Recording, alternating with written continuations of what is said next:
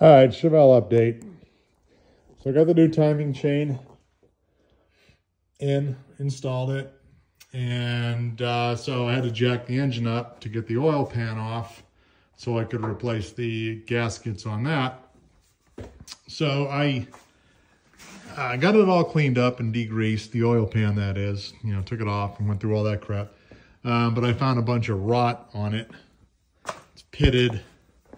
There's a big scrape on it where somebody had, bottomed out the car previously. And I decided that I'm just not going to, for 40 bucks, I can get a new one. So I'm just going to go ahead and do that instead. That's the old water pump down there. I have a new one. I'm not putting that rusty old thing. Even though the bearings and the seals seem like they're okay, I just don't want to go through all this and just leave an old nasty water pump in there. And for 40 bucks, who cares? That's the old canister filter setup.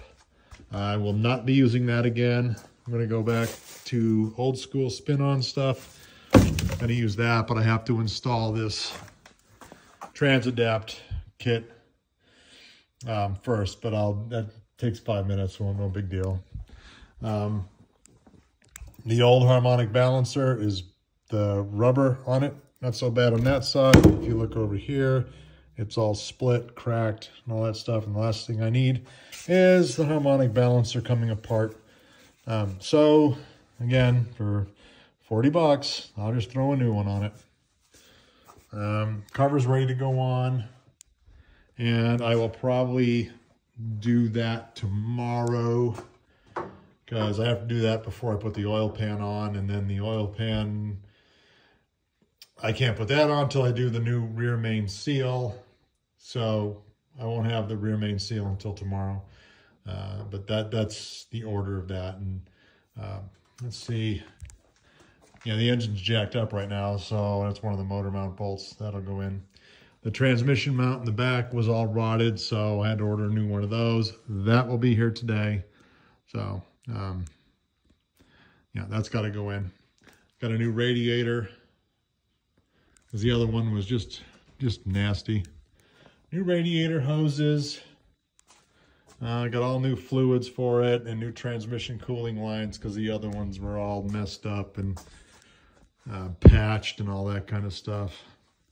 I also found one of the brake lines, well, the only brake line, it's a single master cylinder, on the driver's side of the car was rusted and leaking. So I'll be replacing that as well. I have to make that, but that shouldn't be a big deal.